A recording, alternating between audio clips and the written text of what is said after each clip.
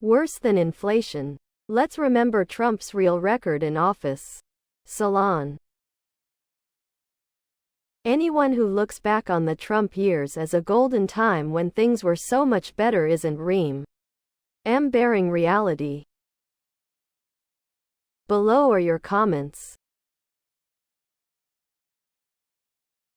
Both the media and politicians should be legally prohibited from knowingly pushing lies and misleading claims they're not, claiming First Amendment protections despite the demonstrable and devastating harm both cause to the U.S. and the world.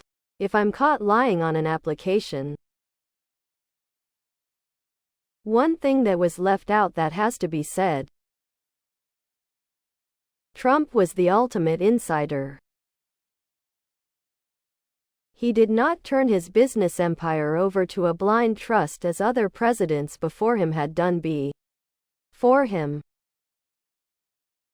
He turned everything over to Don Jr. Do you think the two never talked about the businesses when they met? Donald Trump has always been all about himself. Trump's tax cuts went into effect January 1, 2018. A short 19 months later, in July 2019, the Fed started a round of rate cuts due to signs of a worsening economy. Fact: the Fed has never lowered rates when the economy is healthy. One of the middle-of-the-road programs made a good point about Trump's view on international relationships, and now that I've heard it, I can't unhear it. They noted that Trump thinks that the relationship that he thinks he has with the other leader is the relationship that the two countries will have.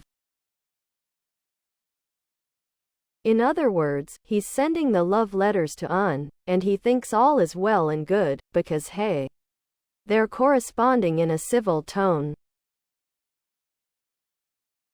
He sits behind closed doors and discusses the way Putin influenced the 2016 election, and because Putin plays him like the ignorant person he is, piling certain praises on him, he thinks it's all roses between the US and Russia.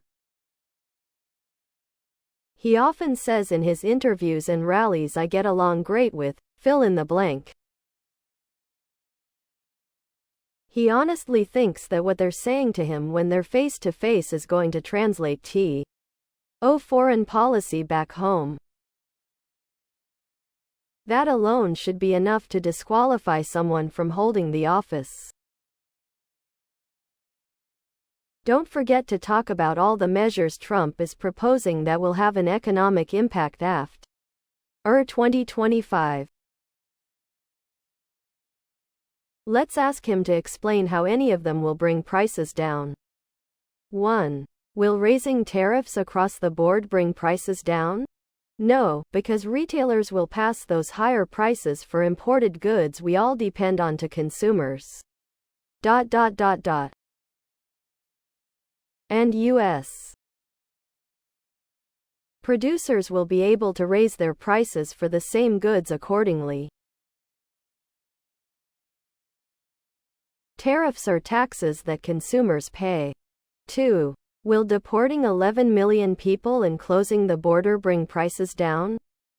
No, because a restricted labor supply will result in increased labor costs and higher prices for the goods and services they provide, especially construction. And there is more. 4. Political interference with the Fed? Forcing lower interest rates before the economy cools will cause more inflation. 5. Removing economic experts from government and replacing them with hack yes men? Just what we need. More Trump-style economic policy from the gut, not from data. Don't forget, Trump's businesses have declared bankruptcy 6 times.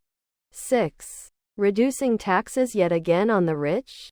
That will also increase consumption and prices. Ask Trump if he even knows what factors fuel inflation. N. He is clueless.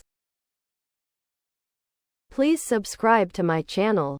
And if you like it, please thumbs up.